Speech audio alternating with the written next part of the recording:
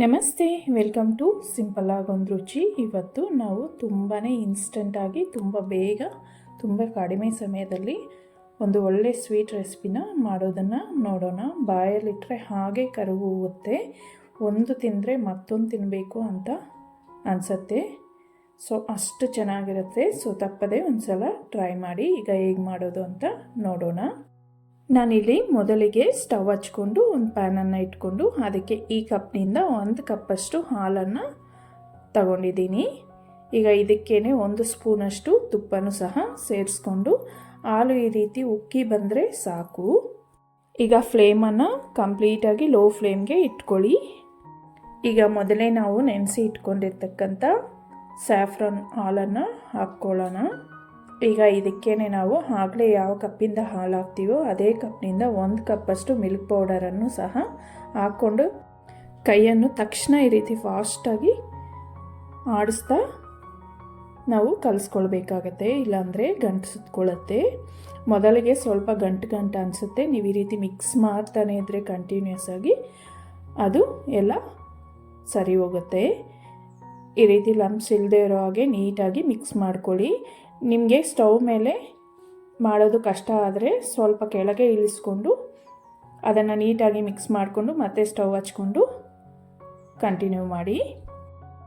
ಈಗ ಮತ್ತೆ ಅದೇ ಕಪ್ನಿಂದ ನಾನಿಲ್ಲಿ ಅರ್ಧ ಕಪ್ಪಷ್ಟು ಸಕ್ಕರೆನ ಹಾಕ್ಕೊಳ್ತಾ ಇದ್ದೀನಿ. ಹಾಲಿನ ಪುಡಿನಲ್ಲಿ ಸ್ವಲ್ಪ ಸಕ್ಕರೆ ಅಂಶ ಇರುತ್ತೆ. ಅರ್ಧ ಕಪ್ಪಷ್ಟು ಸಕ್ಕರೆ ಹಾಕ್ಕೊಂಡ್ರೆ ಸಾಕಾಗತ್ತೆ. ಇವಾಗ ನೀಟಾಗಿ ಈ ರೀತಿ ಒಂದು ಸಲ ಸಕ್ಕರೆ ಕರಗೋ ಹಾಗೆ ಮಿಕ್ಸ್ ಮಾಡ್ಕೊಳ್ಳಿ. ಈಗ ಇದಕ್ಕೇನೆ ನಾನಿಲ್ಲಿ 1 ಕಪ್ನಷ್ಟು ಡೆಸಿಕೇಟೆಡ್ ಕೋಕೋನಟ್ ಪೌಡರನ್ನು ಸಹ ಹಾಕ್ಕೊಂಡು ನೀಟಾಗಿ ಒಂದು ಸಲ ಮಿಕ್ಸ್ ಮಾಡ್ಕೊಳ್ಳೋಣ.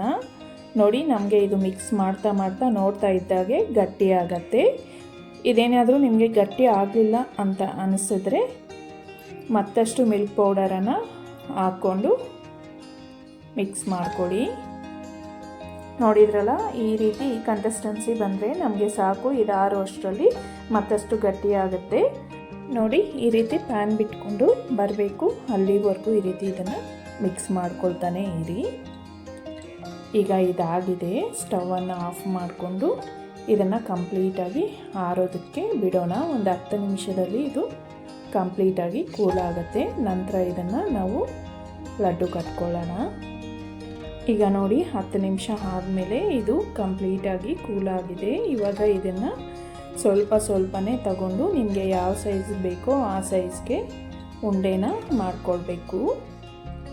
ಈಗ ಮೊದಲಿಗೆ ಸ್ವಲ್ಪ ಕೈಗೆ ತುಪ್ಪನ ಈ ರೀತಿ ಸವರ್ಕೊಂಡು ಸ್ವಲ್ಪನೇ ತಗೊಂಡು ಈ ರೀತಿ ಉಂಡೆ ಶೇಪ್ ಮಾಡ್ಕೊಳ್ಳಿ.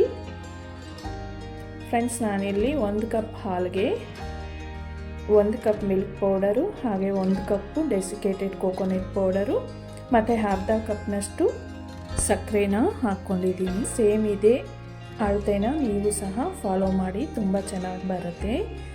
ನಿಮಗೇನಾದರೂ ಸ್ವಲ್ಪ ಲೂಸ್ ಆಯಿತು ಅಂದರೆ ಮಾತ್ರ ಸ್ವಲ್ಪ ಮಿಲ್ಕ್ ಪೌಡರನ್ನು ಮಿಕ್ಸ್ ಮಾಡಿ ಅಡ್ಜಸ್ಟ್ ಮಾಡ್ಕೊಳ್ಳಿ. ಈಗ ನೋಡಿದ್ರಲ್ಲ ಉಂಡೆ ಎಷ್ಟು ಚೆನ್ನಾಗಿ ಬಂದಿದೆ ಅಂತ. ಅದೇ ರೀತಿ ಎಲ್ಲನೂ ಸಹ ಕಟ್ಟಿ ಇಟ್ಕೊಳ್ಳೋಣ. ಈಗ ಸ್ವಲ್ಪ ಮೇಲೆ ಈ ರೀತಿ ಡೆಸಿಕೇಟೆಡ್ ಕೋಕೋನಟ್ ಪೌಡರ್ನಿಂದ ಕೋಟಿಂಗ್ ಮಾಡ್ಕೊಳ್ಳೋಣ. ನೋಡೋದಕ್ಕೆ ತುಂಬ ಚೆನ್ನಾಗಿರುತ್ತೆ.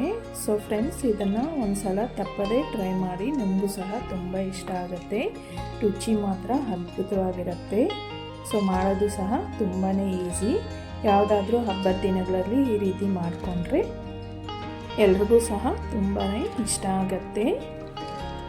ಒಂದು ತಿಂದರೆ ಮತ್ತೊಂದು ತಿನ್ನಬೇಕು ಅನಿಸುತ್ತೆ, ಅಷ್ಟು ರುಚಿಯಾಗಿರುತ್ತೆ. ಈಗ ಮೇಲೆ ಸ್ವಲ್ಪ ಸ್ಯಾಫ್ರಾನನ್ನು ಈ ರೀತಿ ಇಟ್ಕೊಳ್ಳೋಣ.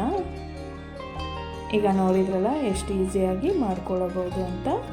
ಸೊ ನೀವು ಸಹ ಒಂದು ಸಲ ತಪ್ಪದೆ ಟ್ರೈ ಮಾಡಿ. ನೋಡಿ, ನಾನಿಲ್ಲಿ ಒಂದನ್ನು ಮುರಿದು ತೋರಿಸ್ತಾ ಇದ್ದೀನಿ. ತುಂಬ ಸಾಫ್ಟಾಗಿ ತುಂಬ ಟೇಸ್ಟಿಯಾಗಿರುತ್ತೆ. ಸೊ ಫ್ರೆಂಡ್ಸ್, ಮತ್ತಷ್ಟು ಸಿಂಪಲ್ ಟೇಸ್ಟಿ ರೆಸಿಪೀಸ್ಗೋಸ್ಕರ ಸಿಂಪಲ್ ಆಗೊಂದು ರುಚಿ ಚಾನಲನ್ನು ತಪ್ಪದೆ ಸಬ್ಸ್ಕ್ರೈಬ್ ಮಾಡ್ಕೊಳ್ಳಿ.